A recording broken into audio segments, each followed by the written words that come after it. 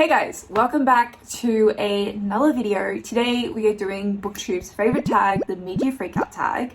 I am in the process of moving rooms, so I have like all my books around me and everything scattered everywhere. And it is currently a little stormy, so we do have rain and a little bit of wind. So just enjoy the ASMR, just embrace it. I did debate if I should put off this tag a little bit, just because I haven't read a whole lot this year, especially in terms of how much I'd read in the previous years I've been on BookTube. I've only read about 30 books this year, which is still amazing, but I was like, do I have a favorite? Am I going to have books to answer the questions for? And I went through the books and I do. So I decided to do it so that these books can get mentioned, and hopefully I read more towards the end of the year and there'll be even more books I can talk about. So this popular tag was created by Chami and Ali. I will leave both their channels linked in the description box. Please check them out. And let's get into the first question. So question one is the best book you have read so far in 2021. I debated whether I should answer Robin Hobb because I have read a lot of Robin Hobb this year and she is definitely a favorite, but I actually decided to go with, where is it? I've got so many books around me right now. Empire of Sand. I read this for my fantasy romance reading blog, and I think why I loved this was it was kind of unexpected. I didn't think I would love this as much as I was going to. I was trying to get into fantasy romance, and romance is a genre that is often more of a miss for me than it is a hit, and this was a huge hit, and I really want to go and search and find more books that are similar to this. This follows a girl who at the beginning of the book is set up as for an arranged marriage because she's done something that has almost disgraced herself. So we follow her as she has to leave her home and her younger sister and sort of her sheltered life that she has lived, and she's taken into, I don't know how much I should say, but she's taken to be married off to this guy, and the situation that they're in, it's sort of like a hostage situation, like they're both sort of hostages. I don't want to say too much, but there's a lot of political intrigue. It's desert setting, there's also magic. It's also one of those settings where magic is sort of forbidden and those who have magic are sort of outcasted, and she does have magic in her blood that she inherited from her mother, and so she's sort of shunned against in society as well. And I just loved it. I loved it so much. I did read the sequel, which is, what's it called?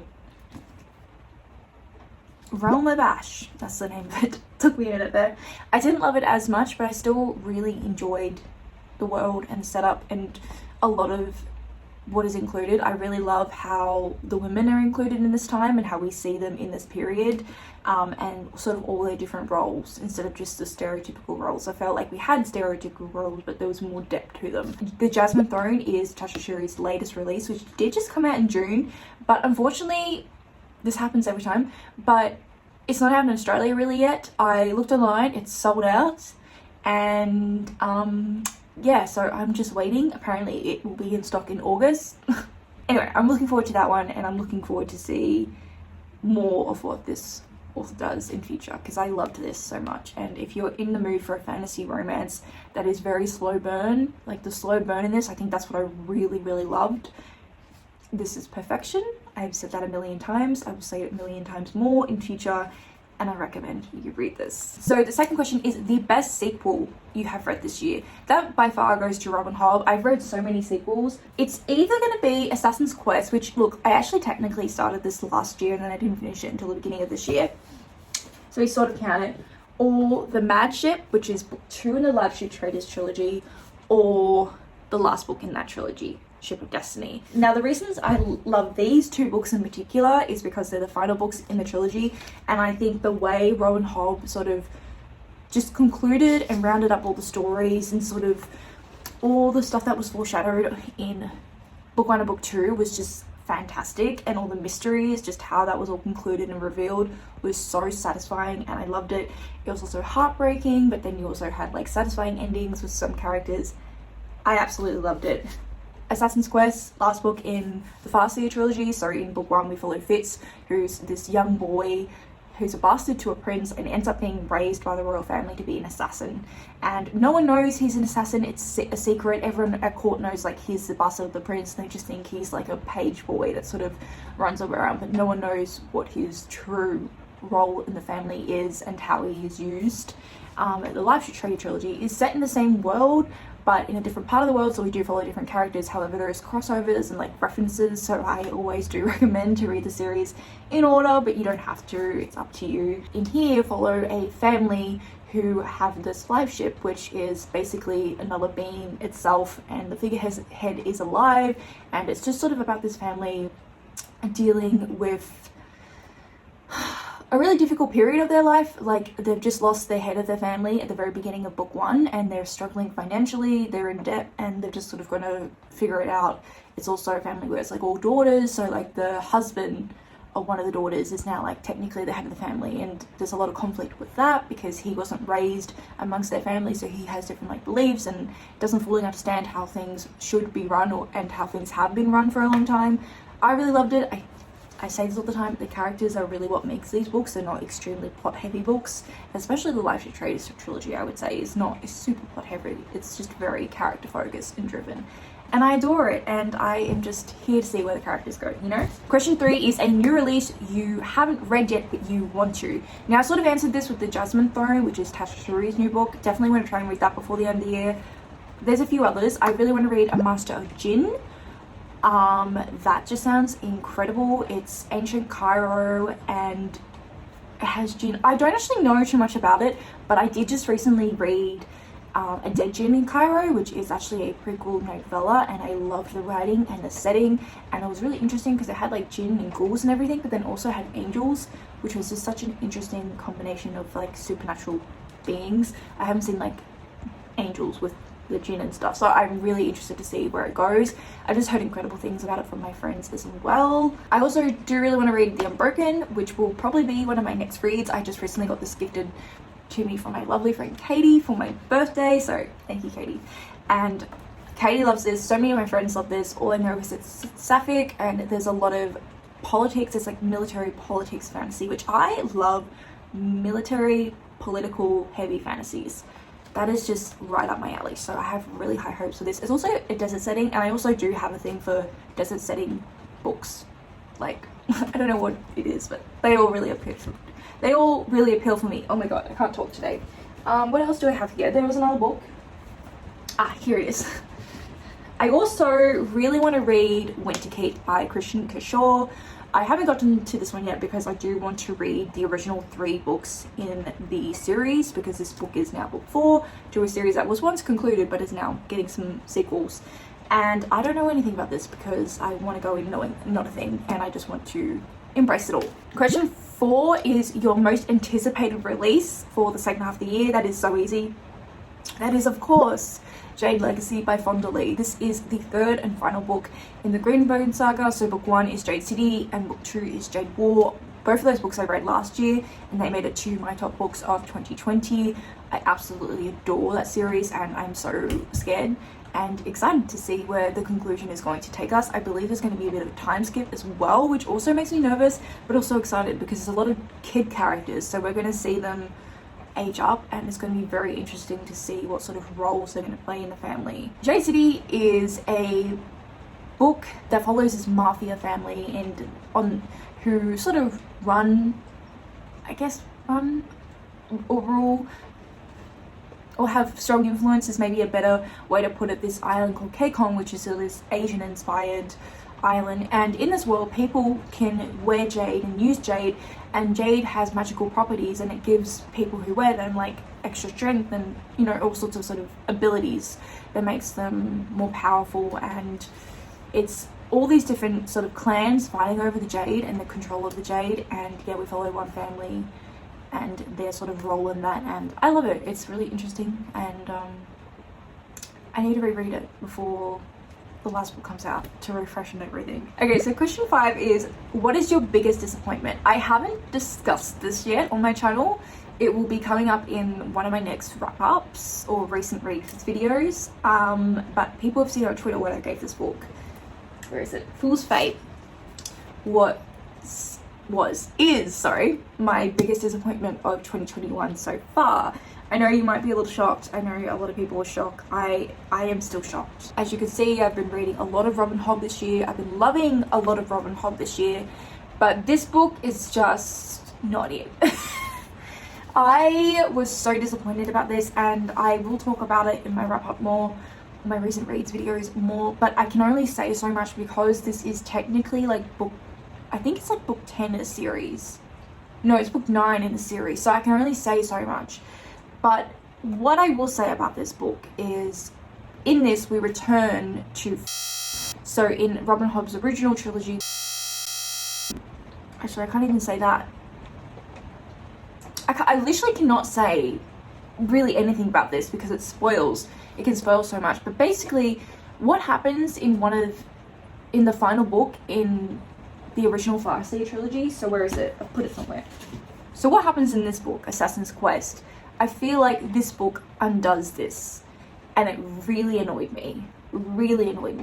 I just cannot believe we backtracked to that. I thought we'd moved on, and I was really satisfied with this ending, even though it was like heartbreaking at times. I just can't believe we just like went and undid this all in this book. It made me mad, and I think if you've read this, you know exactly what I'm talking about, because there's one particular character in here literally no one cares about, and then this character is now, I'm not even gonna say it, but wow, this was disappointing. I started reading this book as well, and it did kind of make me uncomfortable. I don't particularly like how Robin Hobb writes women, but I thought she was improving, because the thing is, you have to think about what this series is. She started publishing this series in the 90s, and so I think this book was published in the early 2000s, so it is a bit out of date, and there is a bit of things that I would hope you wouldn't see in a printed work of today. Anyway, particularly to do with the women, it's just like internalized misogyny and just, you know, all that. But this book in here, particularly at the beginning, I just wasn't a fan of how the women were written. A lot of the women are just like love interests. There's a young girl in here that was sexualized, and it just made me really uncomfortable. There seems to be this trend with her books where she does pair off these young women with much older men. I also was just not a fan of that. And then yeah, this ending happened, and I was just appalled, and yeah, I gave it 2 stars. So yeah, this, even though it's not my lowest rated book of the year, this is definitely like my most disappointed by a mile. The next question is biggest surprise. Like honestly, this was the biggest surprise as well. I don't know what else I would put for biggest surprise. I don't think I have one other than that this year. So we're gonna leave it there. Okay, the next question is favorite new author to you. This is a little tricky. I kind of want to answer Robin Hobb because I've read most of her books this year, even though I had started reading her books last year. I think I'd only read 2 books last year, and then I've read all the rest of her books this year. But I'm also not too sure, because there are definitely things like what I mentioned happen in here that I'm just really not a fan of, so I don't think I want to count it. Potential new favorites are definitely Tasha Suri, who wrote this book, and Realm of Ash. But I've only read 2 of her books so far, and this was the only 5-star one, so I don't know if that will count. The other one who I do see having 5-star, not 5-star potential, favorite author potential is P.